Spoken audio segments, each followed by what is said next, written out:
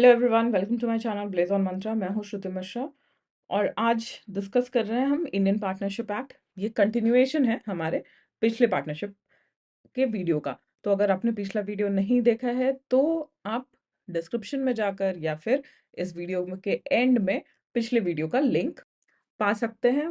उस लिंक पर जाकर क्लिक करिए, पहले उस वीडियो को देखिए और फिर आप इस वीडियो पे आइए ताकि आपको चीज़ें बेहतर समझ में आए। Now let's discuss liability of third parties. मतलब पार्टनर्स जब फर्म के बिहाफ पे बिजनेस कर रहे हैं और थर्ड पार्टीज के साथ में कोई कॉन्ट्रैक्चुअल रिलेशनशिप बना रहे हैं, ओके, तो उस टाइम पे क्या सिचुएशन होगा। सेक्शन 25 कहता है liability of partner for acts of the firm. Partner किस तरीके से फर्म के एक्ट्स के लिए रिस्पॉन्सिबल है। ओके, कल हमने क्या डिस्कस किया था कि पार्टनर जो है वो फर्म का एजेंट है। ये हमने डिस्कस किया था कल। हर पार्टनर फर्म का एजेंट है और आपस में भी सारे पार्टनर्स एक दूसरे के एजेंट्स होते हैं। तो इस हिसाब से अब पार्टनर की क्या लाइबिलिटी है, इंडिविजुअल पार्टनर्स की, फर्म ने कोई भी डिसीजन लिया है तब। तो पार्टनर्स जो है वो जॉइंटली और सेवरली लायबल होते हैं। कैसे जॉइंटली और सेवरली लायबल होते हैं? Responsible for acts with in their authority. तो जो भी पार्टनरशिप अग्रीमेंट के हिसाब से और पार्टनरशिप एक्ट के हिसाब से पार्टनर्स को जिस जिस तरह के डिसीजंस लेने का परमिशन है, वो उन सब तरह के डिसीजंस में सारे पार्टनर्स जॉइंटली भी लायबल होते हैं। ये हमने डिस्कस किया है कि अगर एबीसी फर्म है और एबीसी फर्म ने कोई कॉन्ट्रैक्ट बनाया किसी थर्ड पर्सन के साथ में, तो वहां पर ए भी लायबल है, बी भी लायबल है और सी भी लायबल है। तो यहाँ पर इंडिविजुअल लाइबिलिटी ए बी और सी की भी हो गई और जॉइंटली ए बी सी तीनों टुगेदर भी लायबल है। तो यही कह रहा है section 25। And liability arises from acts enforceable by और अगेंस्ट द फर्म। अब कैसे कॉन्ट्रैक्ट या तो जो फर्म के बिहाफ पे बनाए गए हैं या कोई थर्ड पार्टी फर्म को किसी चीज के लिए अंडर द कॉन्ट्रैक्ट लायबल करना चाहता है, रिस्पॉन्सिबल होल्ड करना चाहता है। एग्जाम्पल देखते हैं। Certain persons were found to have been partners in a firm when the acts constituting an infringement of a trademark by a firm took place. It was held that they were liable for damages arising out of the alleged infringement, it being immaterial that the damages arose after the dissolution of the firm. क्या situation है इस example में? Trademark क्या होता है? आपने अलग अलग ब्रांड्स के लोगों को देखा है, ठीक है, वो उनका ट्रेडमार्क है। तो होंडा, जो किसी भी गाड़ी पे, व्हीकल पे जो होंडा लिखा रहता है विथ उसका लोगो, वो उसका ट्रेडमार्क है, ठीक है। अब लेट्स से किसी कोई एक कंपनी आती है, वो अपने आप को होंडा के ही नाम पे प्रमोट करना चाहती है, या फिर ऐसे आपने खाने पीने वाले बहुत सारी चीजों में देखा होगा, शूज में आपने बहुत बार देखा होगा नाइकी का कॉपी, एडिडास का कॉपी, स्पेलिंग थोड़ा सा अलग होता है बट लिखने का स्टाइल सेम होता है। तो ये सब क्या है, इसको ही हम ट्रेडमार्क इन्फ्रिंजमेंट कहते हैं। दूसरे के गुडविल के वजह से आप अपना बिजनेस चलाना चाहते हो, इसलिए आप भी अपने प्रोडक्ट का नाम दूसरा जो फेमस प्रोडक्ट है उसके या जो फेमस कंपनी का जो लोगो है उसके हिसाब से आप मिलता जुलता रखते हो, ताकि आप लोग कंफ्यूज हो जाए, कस्टमर कंफ्यूज हो जाए और उसी कंपनी का प्रोडक्ट मानकर जो आपकी कंपनी है उसका भी प्रोडक्ट को खरीदें। तो ऐसा ही सिचुएशन था। अब ये किसने किया था? एक पार्टनरशिप फर्म ने किया था, दूसरे कंपनी का ट्रेडमार्क इन्फ्रिंज किया था, उसको कॉपी करने की कोशिश की थी और उसके गुडविल पे अपने सामान को बेचने की कोशिश की थी। अब जब केस होता है, ट्रेडमार्क इन्फ्रिंजमेंट का जब केस होता है, उस टाइम पर जो पार्टनरशिप फर्म है वो डिसॉल्व हो चुका है। तब लायबल कौन होगा? तो उस सिचुएशन में भी पार्टनर्स जो हैं वो जॉइंटली लायबल हैं, क्योंकि पार्टनर्स को मिलाकर ही फर्म बनता है, और इंडिविजुअली भी लायबल है, जिसको हम सेवरली लायबल कहते हैं। Okay, so I think now अब आपको सेक्शन 25 क्लियर हो गया होगा। Liability of the firm for wrongful acts of a partner. अब पार्टनर ने कुछ गलती की है तो वहां पर कैसे फर्म लायबल हो सकता है? Firm is liable for partners wrongful acts done in ordinary course and within authority. मतलब किसी पार्टनर को जो अथॉरिटी दिया गया है बाय पार्टनरशिप एक्ट और बाय पार्टनरशिप अग्रीमेंट, जो भी उसके एक्सप्रेस और इम्प्लाइड अथॉरिटी के विद इन आता है, उसमें उससे कोई गलती हो गई है तो क्या होगा? उस रॉन्गफुल एक्ट के लिए, उस गलती के लिए फर्म भी लायबल होगा और सारे पार्टनर्स लायबल होंगे, ठीक है, क्योंकि फर्म लायबल होगा तो ऑब्वियसली सारे पार्टनर्स इंडिविजुअली भी लायबल होंगे। और जो थर्ड पार्टी को लॉस हुआ है इस नेग्लिजेंट एक्ट की वजह से, मतलब उस पार्टनर की गलती की वजह से जिस थर्ड पार्टी को लॉस हुआ है, उसके लिए इंडेमनीफाई कौन करेगा? थर्ड पार्टी को। थर्ड पार्टी की लॉस की भरपाई कौन करेगा? सारे पार्टनर्स मिलकर करेंगे, मतलब कि फर्म करेगा। ओके, लेकिन ये कैसे कामों में गलती? जिसका परमिशन, जिसका अथॉरिटी एक्सप्रेस या इम्प्लाइड पार्टनर के पास था करने का, अगर उसके पास अथॉरिटी नहीं था उस काम को करने का और फिर उसने गलती की है, तब फर्म लायबल नहीं होता है। Liability of firm for miss application by partner, section 27। Miss application का मतलब पैसे किसी और चीज के लिए दिए गए थे पार्टनर को और उसने उसको लगाया किसी और चीज में। थर्ड पार्टी ने कोई प्रॉपर्टी, कोई डॉक्यूमेंट्स, कोई पैसे पार्टनर, किसी एक पार्टनर को दिया था अपने जो उसका कॉन्ट्रैक्ट है फर्म के साथ उसको कंप्लीट करने के लिए, उससे रिलेटेड किसी काम को करने के लिए, और पार्टनर ने क्या किया? उस पैसे को लेकर उससे कोई और काम कर दिया, तब वहां पर लायबल कौन होगा?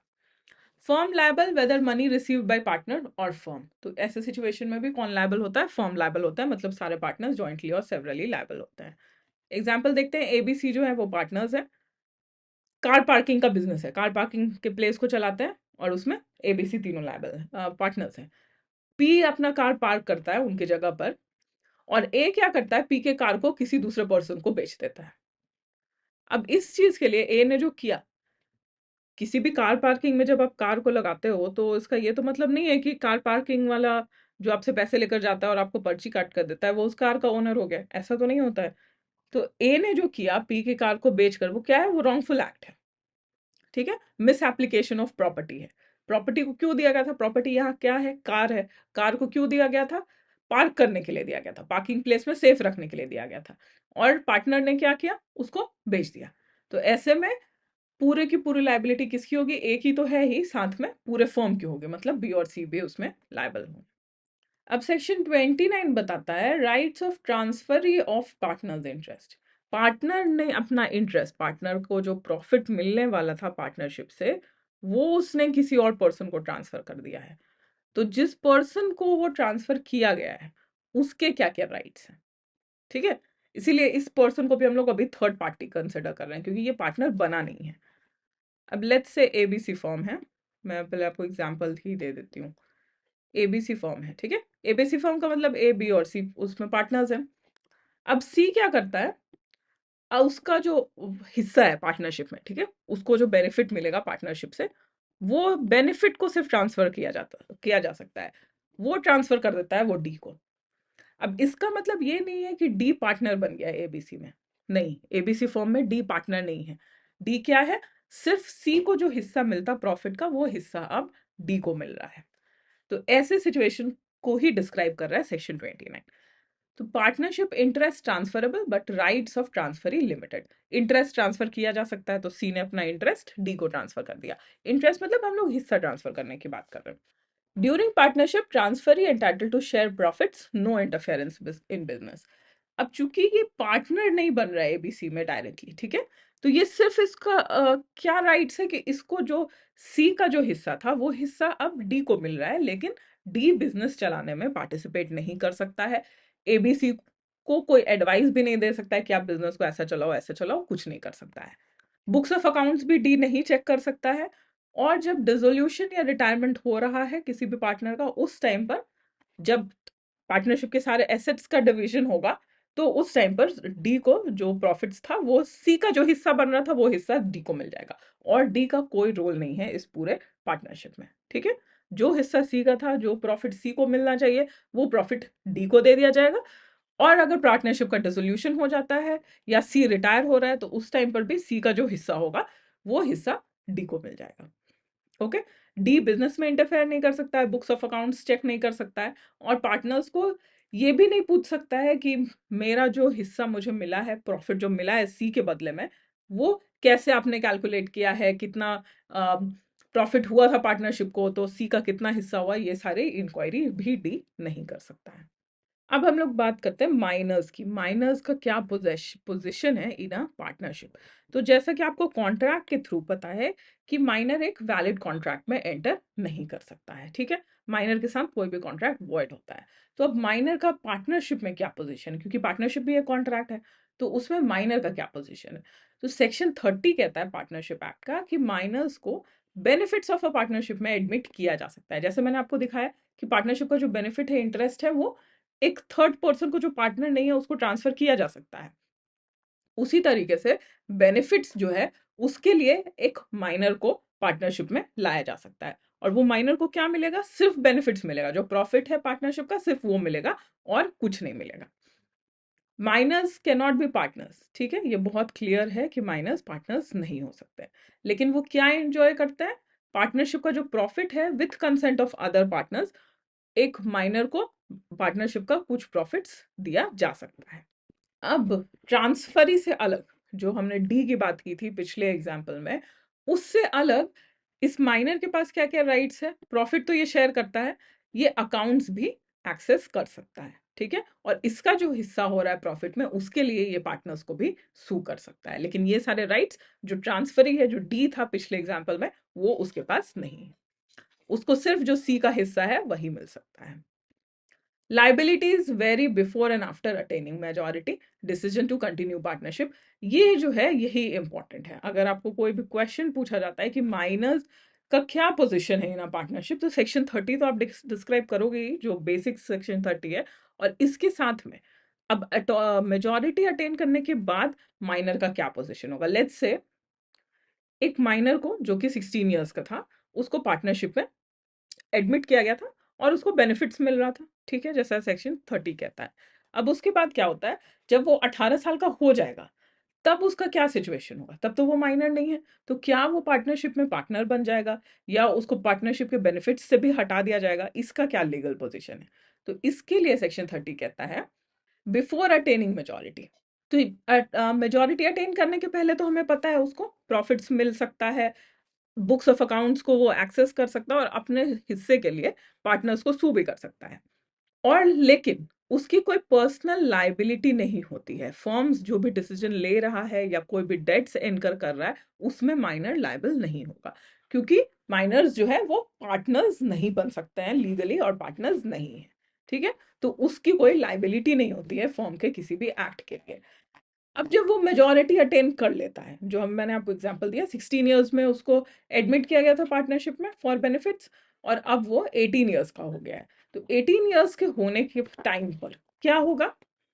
तो जब एक माइनर मेजॉरिटी अटेन कर लेता है तब उसके पास ये ऑप्शन है कि वो 6 मंथ्स के विद इन ये डिसीजन ले सकता है कि अब वो पार्टनरशिप में क्या as a full fledged partner continue करना चाहता है या वो पार्टनरशिप को छोड़ना चाहता है। क्योंकि जब वो माइनर था तो उसकी कोई लाइबिलिटी नहीं थी, फर्म जो भी कर रहा हो उसमें उसकी कोई लाइबिलिटी नहीं थी। बट जब वो मेजर हो चुका है तो अब उसकी लाइबिलिटी आ सकती है, उसके पास कैपेसिटी टू कॉन्ट्रैक्ट है। इसलिए उसको ये ऑप्शन दिया जाता है कि मेजर होने के 6 मंथ्स के विद इन वो ये डिसीजन ले कि वो पार्टनरशिप में as a full fledged partner continue करना चाहता है या पार्टनरशिप को छोड़ना चाहता है। और अगर वो ये डिसीजन लेता है कि वो पार्टनरशिप में कंटिन्यू करना चाहता है तब वो फर्म के सारे एक्ट्स के लिए as a proper partner liable हो जाता है। जो भी पार्टनर्स के राइट्स एंड लाइबिलिटीज ड्यूटीज हमने देखा है उसके हिसाब से वो लायबल हो जाता है। और अगर वो ये डिसीजन लेता है कि वो पार्टनरशिप को छोड़ के जाना चाहता है तो जो उसका हिस्सा था, जो उसको बेनिफिट्स मिल रहा था पार्टनरशिप से, वो उसका हिस्सा पार्टनरशिप के किसी भी फर्म के किसी भी लाइबिलिटी में उस वो लायबल नहीं है। सो लेट्स से अगर पार्टनरशिप ने छोटा एग्जांपल लेते हैं, 10,000 का लोन लिया था, ठीक है, तो 10,000 का जो लोन फर्म को वापस करना है उसमें जो माइनर का जो बेनिफिट का हिस्सा था वो काउंट नहीं होगा, ठीक है। माइनर के बेनिफिट से वो 10,000 पे नहीं किया जा सकता है। ओके, अब जब आफ्टर अटेनिंग मेजॉरिटी की हम लोग बात कर रहे हैं तो यहाँ पर 6 मंथ्स के विद इन जो माइनर है उसको नोटिस देना होता है, ठीक है। नोटिस देगा ताकि सब लोग जान जाए कि अब ये person as a minor partnership का या तो फुल फ्लेजेड पार्टनर बन चुका है, नहीं तो उसको छोड़कर जा चुका है। और अगर माइनर नोटिस नहीं देता है, अगर माइनर नोटिस नहीं देता है तब क्या होता है? उस सिचुएशन में ऑटोमेटिकली ये डीम किया जाता है कि वो पार्टनर बन चुका है और फर्म के सारे एक्ट्स के लिए फुल फ्लेजेड लायबल है। अब हम बात करते हैं कि कोई भी पार्टनर चेंज होता है अगर पार्टनरशिप में तो उसके क्या लीगल कॉन्सिक्वेंसेस है। अब पार्टनर किस तरीके से चेंज हो सकता है? या तो कोई नया पार्टनर आ रहा है पार्टनरशिप में, कोई पुराना पार्टनर रिटायर हो रहा है, कोई पार्टनर छोड़ कर जाना चाहता है या किसी को निकाल दिया गया हो। ऐसे सिचुएशंस के क्या-क्या लीगल कॉन्सिक्वेंसेस हैं। तो सेक्शन 31 कहता है कि एक नया पार्टनर को अगर इंट्रोड्यूस किया जाए, नया पार्टनर आए, तो उसके क्या-क्या कॉन्सिक्वेंसेस होंगे। तो सबसे पहले तो कंसेंट चाहिए। कोई नया पार्टनर तभी आ सकता है जब बाकी सारे एग्जिस्टिंग पार्टनर्स इसके लिए एग्री करें कि हाँ, हम एक नए पार्टनर को एडमिट करना चाहते हैं इन द पार्टनरशिप। नए पार्टनर की क्या लायबिलिटी होगी? जिस दिन से वो एडमिट होगा पार्टनरशिप में, उस दिन से। और इसकी क्या-क्या लायबिलिटीज़ होती है, ये हमने पहले भी पिछले वीडियो में डिस्कस किया है। अब अग्रीमेंट का क्या होगा? तो पार्टनरशिप अग्रीमेंट जो है, वो पुराने अग्रीमेंट से नए अग्रीमेंट में ट्रांसफर हो जाएगा, जिसको हम नोवेशन भी कहते हैं। अब नया अग्रीमेंट जो है, वो नए पार्टनर के राइट्स एंड लायबिलिटीज के बारे में बात कर सकता है, और साथ ही पुराने पार्टनर्स के बीच में अगर कोई चेंजेस है तो वो भी इंक्लूड किया जा सकता है उसमें। लेकिन यहाँ पर भी सब्जेक्ट टू क्रेडिटर कंसेंट है, मतलब जिन लोगों से ऑलरेडी कॉन्ट्रैक्ट बन चुका है, वो लोग अगर नए पार्टनर की लायबिलिटी को एक्सेप्ट करते हैं, तो उनके पुराने कॉन्ट्रैक्ट में जो नया पार्टनर है उसकी लायबिलिटी हो सकती है। अगर वो लोग नहीं कंसेंट करते हैं, तो उनके कॉन्ट्रैक्ट में नया पार्टनर जो है वो लायबल नहीं होगा। नया पार्टनर वहीं पर लायबल होगा जहां पर जिस दिन से उसको एडमिट किया गया उस दिन से, और पुराने कॉन्ट्रैक्ट्स में जो उसके आने के पहले बने थे, वहां पर अगर दूसरा पार्टी अग्री करता है उसकी लायबिलिटी के लिए, तभी। और हम बात करते हैं रिटायरमेंट ऑफ अ पार्टनर की, सेक्शन 32। पार्टनर किस तरीके से रिटायर होते हैं। तो रिटायरमेंट के क्या क्या कंडीशंस हैं। रिटायरमेंट के लिए भी कंसेंट चाहिए। या तो अग्रीमेंट में लिखा हुआ हो, कि पार्टनरशिप अग्रीमेंट में लिखा हुआ हो कि पार्टनर्स किस तरीके से रिटायर कर सकते हैं, या फिर अगर पार्टनरशिप एट विल है, तो फर्म को नोटिस देकर पार्टनर जो है वो रिटायर हो सकता है। और स्पेशली अगर एक्टिव पार्टनर है तो उसको पब्लिक नोटिस देना होगा। पब्लिक नोटिस मतलब जनरली किसी वाइडली सर्कुलेटिंग न्यूज़पेपर में नोटिस दिया जाता है, ठीक है, कि ये पर्सन अब इस पार्टनरशिप का पार्टनर नहीं रहेगा इस डेट से।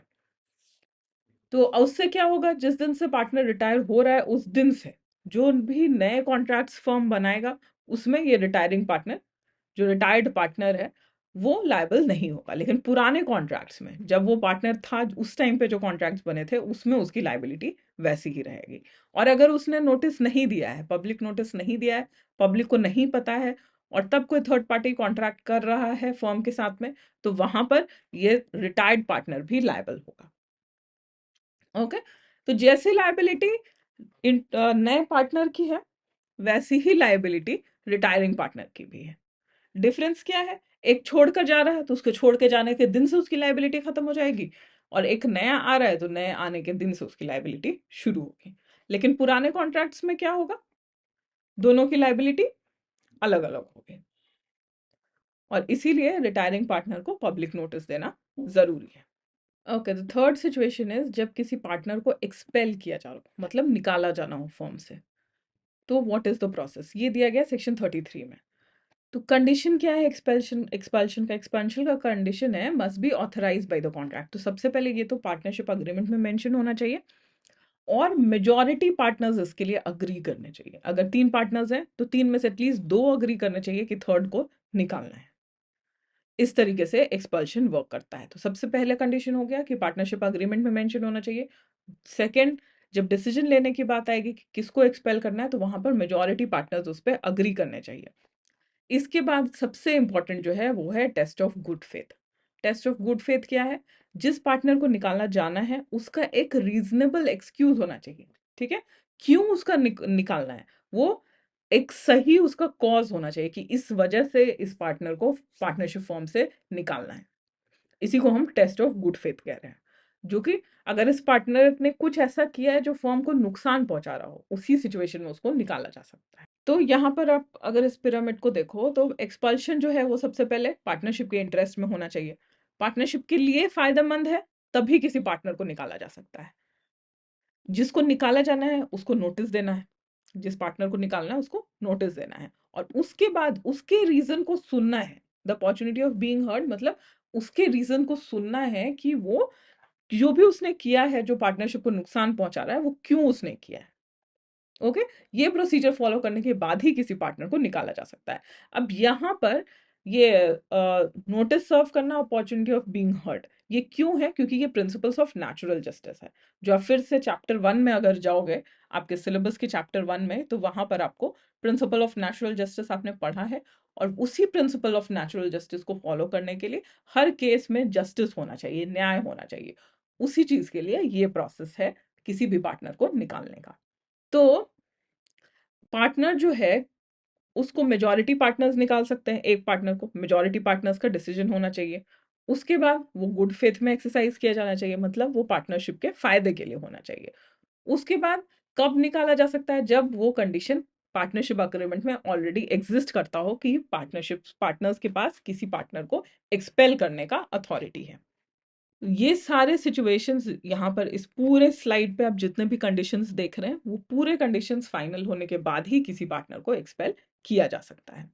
और इसमें से कोई अगर एक कंडीशन भी प्रेजेंट नहीं है, तो वो एक्सपल्शन जो है वो वैलिड एक्सपल्शन नहीं होगा। उसको कोर्ट में चैलेंज किया जा सकता है बाय द पार्टनर। जिसको निकाला गया है वो सूट फाइल करेगा और वो वापस पार्टनरशिप का पार्टनर बन जाएगा। ओके, इसलिए इस पूरे प्रोसेस को फॉलो करना जरूरी है। और ये जो पार्ट है एक्सपल्शन ऑफ पार्टनर, ये क्वेश्चन आंसर के लिए बहुत इंपॉर्टेंट है। हर तरीके का एग्जाम, कोई भी आप एग्जाम दे रहे हो, किसी भी सिलेबस का दे रहे हो, कोई भी लॉ सब्जेक्ट का एग्जाम दे रहे हो, आप सीए सीएस सीएमए का एग्जाम दे रहे हो, या कोई कॉम्पिटेटिव एग्जाम आप दे रहे हो, एक्सपल्शन ऑफ पार्टनर से related short answer questions, long answer questions, MCQ, हर तरीके के क्वेश्चंस हर तरीके के एग्जाम में पूछे जाते हैं। नेक्स्ट सिचुएशन आता है जब पार्टनर इंसॉल्वेंट हो जाए। इंसॉल्वेंट मतलब बैंकरप्ट हो जाए। तो उस सिचुएशन में क्या होगा? तो एक इंसॉल्वेंट पार्टनर, जैसा कि हमको पता है कि एक इंसॉल्वेंट पर्सन के पास कैपेसिटी टू कॉन्ट्रैक्ट नहीं होता है। अब कैपेसिटी टू कॉन्ट्रैक्ट नहीं होगा तो वो पार्टनरशिप का पार्ट ही नहीं हो सकता है, क्योंकि पार्टनरशिप क्रिएट कैसे होता है? By agreement, by contract. तो जिस पार्टनर के पास कैपेसिटी टू कॉन्ट्रैक्ट नहीं है, वो ऑटोमेटिकली पार्टनर नहीं रहेगा। तो insolvent partner ceases to be partner upon adjudication. तो जब कोर्ट ने डिक्लेयर कर दिया कि ये पर्सन इंसॉल्वेंट हो चुका है, बैंकरप्ट हो चुका है, तो पार्टनर जो है वो पार्टनरशिप का पार्टनर नहीं रहता है। वो पर्सन पार्टनरशिप का पार्टनर नहीं रहता है, regardless of firm dissolution. Firm dissolve हुआ है या नहीं हुआ है, डजेंट मैटर, वो पर्सन पार्टनर नहीं रहेगा। अगर फर्म डिसॉल्व नहीं हुआ है तो उसका जो हिस्सा है पार्टनरशिप में, वो तभी तक के लिए लायबल होगा for the acts of the firm, जब तक जिस दिन तक वो एज अ पार्टनर पार्टनरशिप का हिस्सा था। जिस दिन से वो इंसॉल्वेंट हो गया, उसके बाद से उसका जो हिस्सा है पार्टनरशिप में, वो लायबल नहीं होगा for the acts of the firm. Okay, तो यहाँ पर इस डायग्राम में आप इफेक्ट्स ऑफ इंसॉल्वेंसी देख सकते हो। इंसॉल्वेंट पार्टनर पार्टनर नहीं रह सकता है। किस दिन से नहीं रहेगा? जिस दिन कोर्ट का ये डिसीजन आया कि ये पर्सन इंसॉल्वेंट डिक्लेयर किया जा सकता है। अब जो इंसॉल्वेंट पार्टनर है उसका एस्टेट, मतलब उसकी जो प्रॉपर्टी है, वो फर्म के किसी भी एक्ट के लिए लायबल नहीं होती है जिस दिन से उसको इंसॉल्वेंट डिक्लेयर कर दिया गया है उस दिन से। फर्म भी जो है इस इंसॉल्वेंट पार्टनर के किसी भी एक्ट के लिए लायबल नहीं होता है जिस दिन से वो इंसॉल्वेंट हुआ है उस दिन से। ऑर्डिनरीली बट नॉट इनवेरिएबली, कोई पार्टनर इंसॉल्वेंट होने से पार्टनरशिप डिसॉल्व नहीं हो सकता है। लेकिन अगर दो ही पार्टनर्स हैं, ठीक है, किसी पार्टनरशिप में दो ही पार्टनर्स हैं और एक इंसॉल्वेंट हो गया, तो ऑब्वियसली फर्म को डिसॉल्व करना पड़ेगा, डिसॉल्व हो जाएगा वो ऑटोमेटिकली। नेक्स्ट सिचुएशन आता है about a deceased partner. Deceased partner मतलब जो मर चुका हो। ये है सेक्शन 35। कोई पार्टनर की अगर डेथ हो गई है तो उसका क्या लीगल कॉन्सिक्वेंसेस होगा? तो डेथ की वजह से क्या होगा? डेथ की वजह से नॉर्मली पार्टनरशिप डिसॉल्व हो सकता है, लेकिन अगर पार्टनरशिप कॉन्ट्रैक्ट में ऐसा लिखा हुआ है कि डेथ की, किसी पार्टनर की डेथ की वजह से भी पार्टनरशिप डिसॉल्व नहीं होगा और पार्टनरशिप फर्दर कंटिन्यू किया जाएगा, तो वहां पर पार्टनरशिप डिसॉल्व नहीं होगा। अब जहां पर किसी पर्सन की डेथ हो गई है, मतलब किसी पार्टनर की डेथ हो गई है, तो वहां पर पब्लिक नोटिस की जरूरत नहीं होती है। रिटायरमेंट के केस में, माइनर्स के केस में पब्लिक नोटिस की जरूरत है, लेकिन डेथ के केस में पब्लिक नोटिस की जरूरत नहीं है। तो जिस दिन से वो पार्टनर, जिस दिन उस पार्टनर की डेथ हुई है, उस दिन से उसका जो एस्टेट है, उसका जो प्रॉपर्टी है, उसका जो हिस्सा है पार्टनरशिप में, वो फर्म के किसी भी एक्ट के लिए लायबल, फ्यूचर एक्ट्स के लिए लायबल नहीं होगा। यहाँ पर ये एग्जाम्पल देखते हैं। एक्स जो है वो पार्टनर था फर्म में, और फर्म ने कुछ गुड्स ऑर्डर किए थे जब एक्स पार्टनर था उस टाइम पर ही, लेकिन गुड्स के डिलीवर होने के पहले एक्स की डेथ हो जाती है। तो इस केस में एक्स का जो एस्टेट है, मतलब एक्स का जो हिस्सा है पार्टनरशिप में, वो लायबल होगा इस जो डिलीवर हुआ था गुड्स उसके पेमेंट के लिए। लेकिन ये कॉन्ट्रैक्ट, ये गुड्स खरीदने का कॉन्ट्रैक्ट अगर पार्टनरशिप फर्म ने एक्स के डेथ के बाद बनाया होता तो एक्स का हिस्सा उस गुड्स के लिए लायबल नहीं होता। अभी तक हमने सारे तरह के पार्टनर चेंजेस को डिस्कस कर लिया। नए पार्टनर का एडमिशन, पार्टनर का रिटायरमेंट, पार्टनर का एक्सपल्शन, पार्टनर की इंसॉल्वेंसी और डेथ। अब कोई पार्टनर खुद से पार्टनरशिप फर्म को छोड़ना चाहता हो, वो सिचुएशन डिस्कस किया गया है 36 से 38 में। तो ये कहता है rights of outgoing partner, competing business. अब आउटगोइंग पार्टनर मतलब कोई पार्टनर पार्टनरशिप को छोड़कर जा रहा है तो वो सिमिलर बिजनेस स्टैब्लिश नहीं कर सकता है, पार्टनरशिप फर्म का नाम यूज नहीं कर सकता है और पार्टनरशिप फर्म का नाम यूज करके अपना पर्सनल बिजनेस नहीं चला सकता है। सो मेनली हम लोग बात कर रहे हैं कि कोई पार्टनर अगर पार्टनरशिप फर्म को छोड़कर जा रहा है तो वो पार्टनरशिप का गुडविल यूज नहीं कर सकता है अपने पर्सनल बिजनेस को स्टैब्लिश करने के लिए। अब इस गुडविल की बात हमने बहुत बार की है। Agreement and restraint, partners can agree to restriction on outgoing partners business activities, ये भी हमने डिस्कस किया है कि कॉन्ट्रैक्ट एक्ट में contract in restraint of trade is void, लेकिन पार्टनरशिप के हिसाब से पार्शियल रिस्ट्रेंट वैलिड है, क्योंकि पार्टनरशिप का जो गुडविल है वो कोई छोड़ के जाने वाला पार्टनर यूज नहीं करना चाहिए, इस्तेमाल नहीं करना चाहिए और उससे अपना फायदा उसे नहीं करना चाहिए। शेयर ऑफ सब्सिक्वेंट प्रॉफिट, ये है सेक्शन 37। सेक्शन 37 कहता है कि आउटगोइंग पार्टनर्स को उनका जो शेयर ऑफ प्रॉफिट था जाने के बाद वो मिल जाना चाहिए। ठीक है, कैसे? एबीसी जो है वो पार्टनर्स है एक मशीन बनाने वाले फर्म में। अब ए का जो हिस्सा है वो 3/8 है, 3/8 ऑफ द पार्टनरशिप। ए का हिस्सा 3/8 है। ए बिकम्स बैंकक्रप्ट, ठीक है, अब ए बैंकक्रप्ट हो जाता है, वेर एज बी एंड सी जो है वो बिजनेस को कंटिन्यू कर रहे हैं और ये ए का हिस्सा उन लोगों ने अभी तक नहीं दिया है। ए का जो 3/8 हिस्सा था पार्टनरशिप के प्रॉपर्टी में और प्रॉफिट्स में, वो अभी तक ए को पे नहीं किया गया है। अब ए बैंकक्रप्ट हो जाता है तो वो पार्टनर नहीं है, जिस दिन से वो पार्टनर नहीं है उसको अपना हिस्सा मिल जाना चाहिए था, जो प्रॉफिट हुआ था पार्टनरशिप का उसके हिसाब से। वो बी और सी ने जो पार्टनरशिप को अभी चला रहे हैं उन्होंने पे नहीं किया है ए को। तो ऐसे सिचुएशन में estate is entitle to 3/8 of the profits made in the business from the date of his bankruptcy until the final liquidation of the partnership affairs. अब उसका जो 3/8 हिस्सा है वो उसको कब तक मिलना चाहिए, कब तक वो कैलकुलेट होता रहेगा? उसका 3/8 हिस्सा जिस दिन से वो पार्टनर नहीं है, जिस दिन से वो बैंकरप्ट हुआ है, उस दिन से लेकर जिस दिन तक पार्टनरशिप लिक्विडेशन में नहीं चला जाता है, डिसॉल्व नहीं हो जाता है, उस दिन तक उसका 3/8 हिस्सा कैलकुलेट होता रहेगा। और टोटल कैलकुलेशन के हिसाब से लास्ट में इस पर्सन ए को, पार्टनर ए को जो बैंकरप्ट हो चुका है, उसको अपना हिस्सा मिलेगा। इसी को सब्सिक्वेंट प्रॉफिट में शेयरिंग हम लोग कह रहे हैं। तो इसलिए बेटर क्या है पार्टनर्स के लिए कि अगर कोई पार्टनर इंसॉल्वेंट हो चुका है तो उसका जो हिस्सा था प्रॉफिट में, जो शेयर था, वो सब उसको उस टाइम पर ही पे कर दिया जाए। Revocation of guarantee, continuing guarantee जो है वो रिवोक हो जाता है जब फर्म में कोई भी चेंजेस आता है।